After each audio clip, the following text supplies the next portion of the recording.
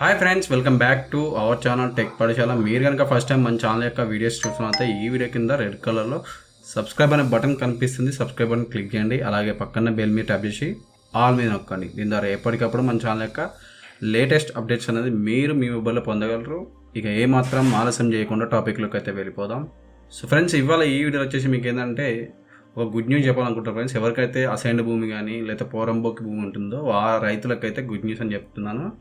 అంటే ఇప్పుడు కాంగ్రెస్ ప్రభుత్వం ఏంటంటే వాళ్ళకు ఒక శుభవార్త చెప్పింది. ఏంటంటే మనకు 2022లో మే 6న వరంగల్ రైతు డిక్లరేషన్లో కాంగ్రెస్ అగ్రనేత ఎవరైతే రాహుల్ గాంధీ ఉన్నారో అతను ఒక కీలక ప్రకటన చేశారు. ఎందుకంటే ఎన్నికల ముందు ఎవరికైతే అసైన్డ్ భూమి రైతులు కానీ లేకపోతే పోటు రైతు భూములు ఉంటారు కదా, వాళ్ళకి మేము యాజమాన్య హక్కులు అంటే మనకి ఏదైతే రిజిస్ట్రేషన్ చేసుకున్నప్పుడు వచ్చే హక్కులు ఏదైతే ఉంటాయో అలాగే వీళ్ళకి కూడా ఇవ్వనున్నట్లు అప్పుడు ప్రకటించారు ఎన్నికల హామీల కింద.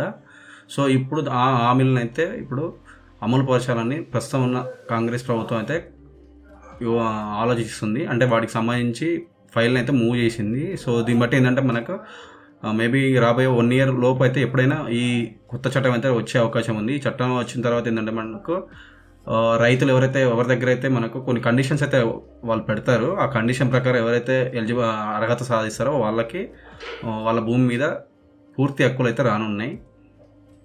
సో ఇప్పుడు ఇందుకు సంబంధించి ఏంటంటే ఇప్పుడే ప్రతి జిల్లా కలెక్టర్ నుంచి ఏంటంటే వాడికి అసైన్డ్ భూముల వివరాలు కానివ్వండి లేకపోతే పోటు రైతుల భూమి వివరాలు కానీ ప్రస్తుతం ఉన్న కాంగ్రెస్ ప్రభుత్వం అయితే కలెక్టర్ నుంచి తెప్పించుకుంది. ప్రస్తుతానికైతే ఉన్న అంచనా ప్రకారం ఏంటంటే ఒక 25 లక్షల ఎకరాల అసైన్డ్ భూమి ఉన్నట్లు అయితే ప్రస్తుతం తెలిసింది ఫ్రెండ్స్.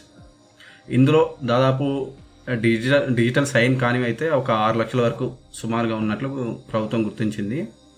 సో ప్రస్తుతం ఉన్న సమాచారం ప్రకారం ఏంటంటే ఎవరికైతే గత 20 ఏళ్ళ నుంచి వాళ్ళకు సాగు చేస్తున్నట్టు కానీ లేకపోతే వాళ్ళకు ఆ అసైన్ భూమి కనుక 20 ఏళ్ళ కనుక వాళ్ళు కొనసాగిస్తూ వస్తే వాళ్ళకి యాజమాన్య హక్కులు అంటే ఏదో రిజిస్ట్రేషన్ చేసుకున్న తర్వాత వచ్చే హక్కులని కల్పించాలని ప్రస్తుతం ఉన్న కాంగ్రెస్ ప్రభుత్వం అయితే యోచిస్తుంది. సో ఇందుకు సంబంధించి కూడా ఒక వర్కౌట్ అయితే చేస్తుంది.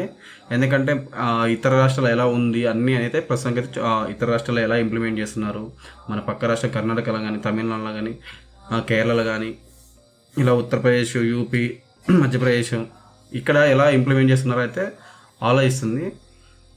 ప్రస్తుతం అయితే కర్ణాటకలో ఏదైతే 15 ఏళ్ళు అంటే కంటిన్యూగా వాళ్ళు వారసత్వంగా కానివ్వండి లేకపోతే వాళ్ళు 15 ఏళ్ళుగా వాళ్ళు సాగు చేసుకుంటే వాళ్ళకి ఏంటంటే 15 years తర్వాత వాళ్ళకి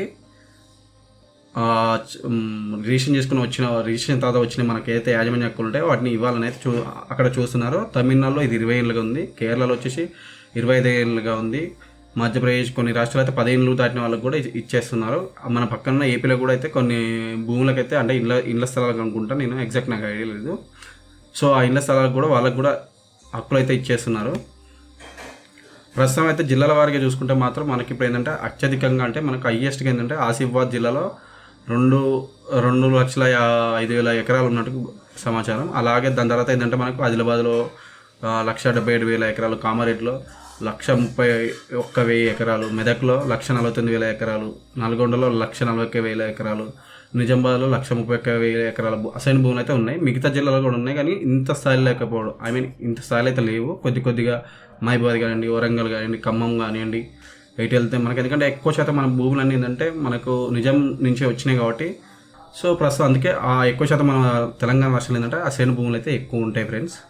సో ఇప్పుడు వాళ్ళకైతే గుడ్ న్యూస్ అని చెప్పుకోవాలి. సో దయచేసి ఈ వీడియోని అయితే మీరందరూ మీ ఫ్యామిలీలో ఎవరికైతే అసైన్ భూములు ఉంటాయో అంటే పోటు రైతులు ఉంటారు కదా వాళ్ళకైతే ఈ వీడియోని అయితే షేర్ చేయండి. వాళ్ళకి చాలా చాలా ఉపయోగపడుతుంది. సో ఇప్పుడు ఈ చట్టం వచ్చిన తర్వాత మళ్ళీ ఒక వీడియో చేస్తాను. ఏదైనా అప్డేట్ ఉంటే కూడా నేను వీడియోస్ అయితే చేస్తాను. సో ఈ వీడియోస్ కోసం ఏంటంటే మన ఛానల్ అయితే లైక్ చేయండి, అలాగే షేర్ చేయండి. మీకు కనుక ఈ వీడియో నచ్చితే మీ ఫ్రెండ్స్ అండ్ ఫ్యామిలీ ప్రతి ఒక్కరికైతే షేర్ చేయండి. Thank you friends, have a nice day, bye bye.